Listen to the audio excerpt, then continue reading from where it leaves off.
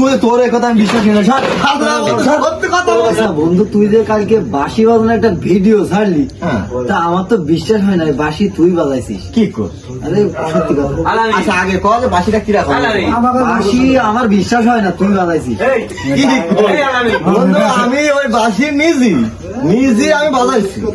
আমার বিশ্বাস হয় না। কি করবি? এ সুর তো তুই তো জীবনও দিতে পারবি না। আমি ছিলাম সাথে, পারভেজ ছিল, মামুন ছিল, ছিলি না?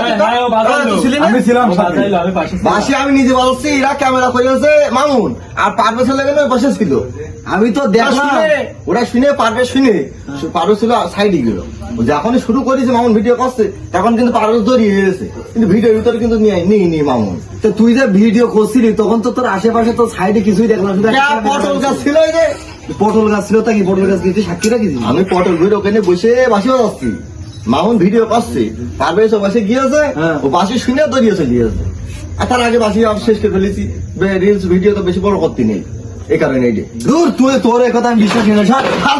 সত্যি কথা বলছি, স্যার তুই দেখেছি এই জন্যই ওই ভিডিওর ভিতরে যদি পারভেজ রাখতাম, তাহলে আমার সাক্ষী একটা দিতে আর তুই যে ক্যামেরা করিস এই ভিডিও যদি রাখতাম, তাহলে একটু প্রমাণ তো কিটা জানতো যে এখন সাক্ষী চাবে লোকজন বুঝেছি। থাকার দরকার ছিল। আসলে প্রমাণ ছাড়া কোনো জিনিসই সঠিক হয় না। মানে একটা জিনিস সঠিক করতে গেলে তার প্রমাণটা লাগে। প্রমাণটা কিন্তু আমরা রাখি। ক্যামেরা করেছি কিন্তু প্রমাণটা কি? যাকে আবার থেকে আমরা বাসি বাজালি ওইটা করবো। ঠিক আছে, অবশ্যই। আচ্ছা আমার কনে গেল রাগ করে চলে গিয়েছে, বাড়ি গিয়েছে, যাই। না পরবর্তীতে হবে।